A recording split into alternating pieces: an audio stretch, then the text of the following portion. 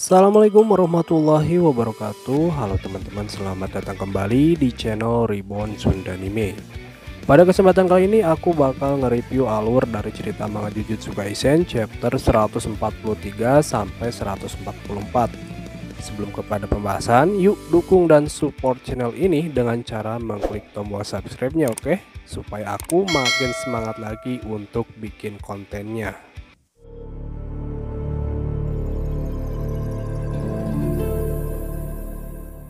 Yap, pada awal cerita manga Jujutsu Kaisen chapter 143 diperlihatkan Yuta Okkotsu yang sudah membereskan Yuji Itadori dan membantu membuat pingsan Choso menghampiri Naoya Zenin yang nampak tubuhnya sedang kesulitan untuk bergerak setelah terkena teknik manipulasi darah Crimson milik Choso. Awalnya Naoya mengira jika darah Choso mengandung racun dan tekniknya memiliki efek seperti ini.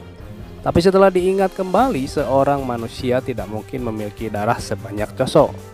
Jadi Naoya berpikir kalau Choso itu semacam pasal dan tubuhnya menolak darah non-manusia yang merasukinya.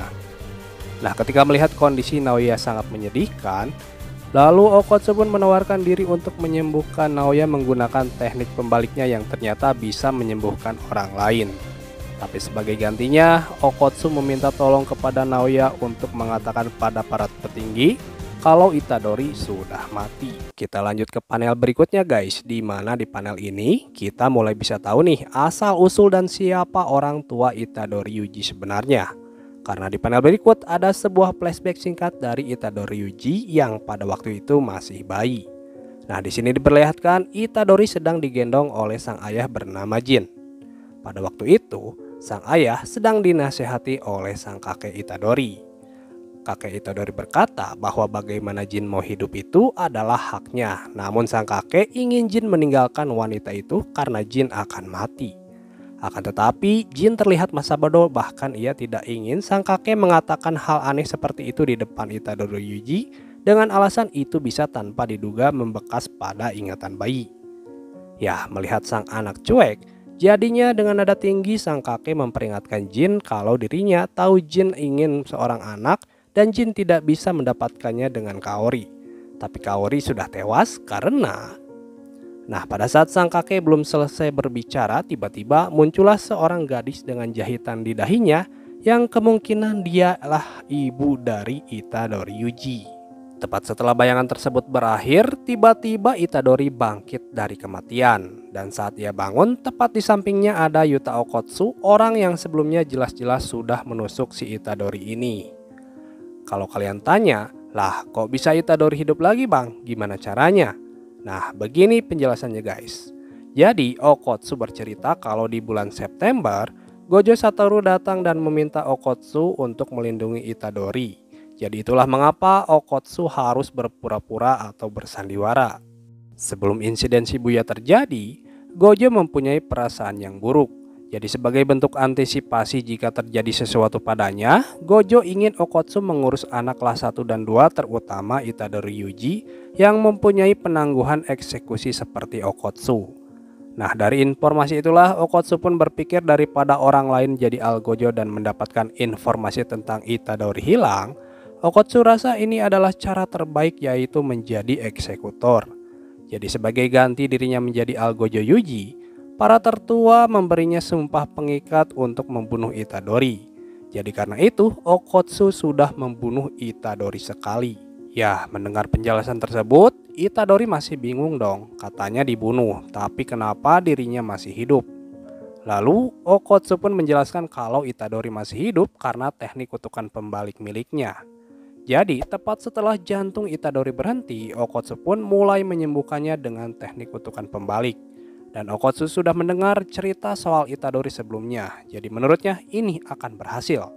Dan alasan Okkotsu sendiri menolong Itadori adalah karena dirinya dulu juga pernah menanggung beban kekuatan besar di pundaknya. Namun bedanya, beban kekuatan besar itu Okkotsu sendirilah yang menempatkannya, tidak seperti kekuatan yang Itadori tanggung. Itu bukan milik Itadori sendiri, jadi itu bukanlah salah Itadori. Ketika Itadori dan Okkotsu berbincang, tiba-tiba Megumi muncul. Tanpa basa-basi, Megumi pun mengajak Itadori untuk kembali ke sekolah karena saat ini perisai sekolah sedang melemah. Dan selama tak ada yang melihat wajahnya, itu tak masalah bagi Itadori untuk kembali. Dan langkah pertama yang akan dilakukannya adalah bergabung dengan para senpai. Akan tetapi Itadori tiba-tiba menolak ajakan kembali Megumi, yang menurutnya bersikap seolah tak terjadi apa-apa, padahal sesungguhnya dirinya telah membunuh banyak orang. Mendengar hal itu, dengan bijak Megumi pun katakan kalau hal itu salah Itadori dengannya. Menurut Megumi, dia dan Itadori bukanlah pahlawan, melainkan seorang penyihir. Tak ada manusia manapun yang bisa benar-benar menilai, dan itulah sebabnya dirinya dan Itadori yang harus terus membuktikan nilai dari keberadaan mereka. Yang bisa sekarang dilakukannya adalah dengan tulus menyelamatkan nyawa sebanyak mungkin. Lalu Megumi pun berkata, "Pertama-tama selamatkanlah aku Itadori. Kamonori Toshi telah membuat sebuah pertempuran sampai mati antara orang-orang dengan memakai teknik kutukan Annihilation Migration. Sumiki yang tiada lain adalah kakak dari Megumi pun terlibat di dalam Annihilation Migration." Nah, Annihilation Migration sendiri memiliki 8 poin peraturan yang harus dipatuhi. Poin pertama, 19 hari setelah para swimmer atau player membangkitkan teknik kutukan mereka harus menyatakan alasan mereka untuk berpartisipasi dalam Annihilation Migration di sebuah perisai atau koloni. Yang kedua, jika seorang player tidak mengikuti peraturan di atas, maka teknik mereka akan ditarik kembali. Poin ketiga, jika ada non-player memasuki sebuah perisai, mereka akan langsung menjadi seorang player dan akan diperlakukan seperti mereka sudah melakukan peraturan nomor 1. Poin keempat, player mendapat poin dengan mengakhiri hidup dari pemain lain. Poin kelima, sang game master yang menentukan jumlah nilai poin untuk nyawa seorang player standarnya adalah 5 poin untuk penyihir dan 1 poin bagi non-penyihir. Poin keenam, tidak termasuk poin pribadi mereka, para player bisa memakai 100 poin untuk bernegosiasi dengan game master dan menambah peraturan untuk diperlakukan hingga akhir Annihilation Migration. Poin ketujuh, sang game master harus menerima peraturan baru apapun selama itu tidak menimbulkan hambatan pada keberlanjutan Annihilation Migration. Dan poin terakhir, jika seorang player tidak mendapatkan 1 poin pun dalam 19 hari setelah kebangkitan teknik atau mendapat poin sebelumnya, maka teknik mereka akan ditarik kembali. Kemudian pada panel selanjutnya diperlihatkan setelah beberapa kali Megumi memohon pertolongan kepada Itadori, pada akhirnya Itadori pun luluh dan dengan senang hati akan menolongnya. Sebelum menyetujui permintaan Megumi, terlebih dahulu Itadori pun menjelaskan kepada Okotsu kalau Sukuna yang sedang mendiami tubuhnya saat ini berencana memakai Fushiguro untuk sesuatu. Di Shibuya, alasan Sukuna mengambil alih tubuhnya kemungkinan adalah karena Itadori dipaksa menelan 10 jari sekaligus dan pada saat ini ada 15 jari di dalam tubuhnya. Namun meski Itadori memakan 5 jari sisanya, dirinya rasa Sukuna tidak akan mengambil alih tubuhnya.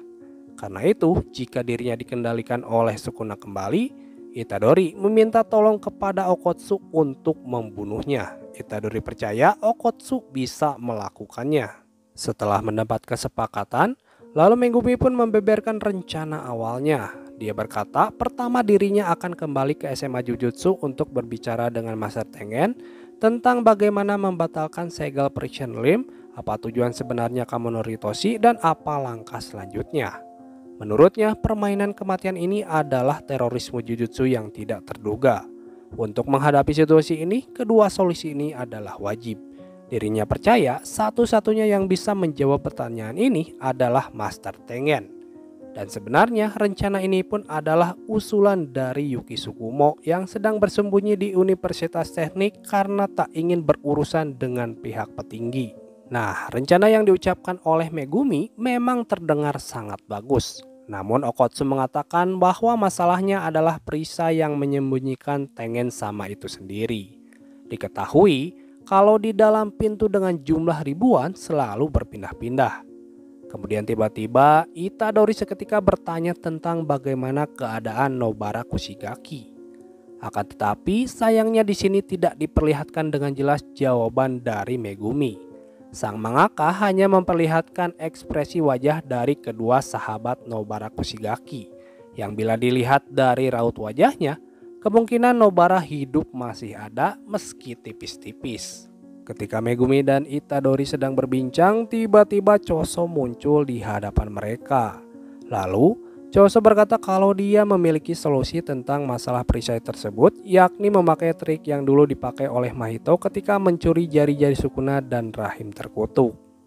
Singkat cerita, Itadori, Megumi, Okotsu, dan Choso pun pergi ke persembunyian Yuki Tsukumo. Di sana, ternyata ada Maki Zenin juga yang sudah bisa bergerak bebas walaupun luka bakar dan bekas lukanya tak bisa dihilangkan oleh teknik kutukan pembalik. Saat Megumi ditanya tentang masalah perisai Tengen Sama, lalu seketika Choso pun menjawab bahwa dalam perjalanan ke makam bintang ada sebuah berangkas penyimpanan di mana alat dan benda kutukan disimpan. Di berangkas tersebut terdapat 6 mayat adik Choso yang disimpan. Nah, dengan memakai efek kedua teknik kutukannya, nantinya Choso bisa mendeteksi keberadaan mereka. Kemudian Choso pun mengarahkan mereka pada sebuah pintu yang ia rasa di balik pintu tersebut adalah tempat di mana para saudaranya tidur. Tempatnya sendiri terlihat lumayan mengerikan karena terdapat pohon-pohon besar yang tidak memiliki daun satu buah pun. Setelah beberapa lama menyusuri jalan, akhirnya mereka pun sampai ke makam bintang, tepatnya di lokasi yang dulu pernah dijadikan lokasi pertarungan antara Toji Zenin melawan Geto Suguru, yang Tsukumo anggap sebagai awal dari semua kekacauan ini.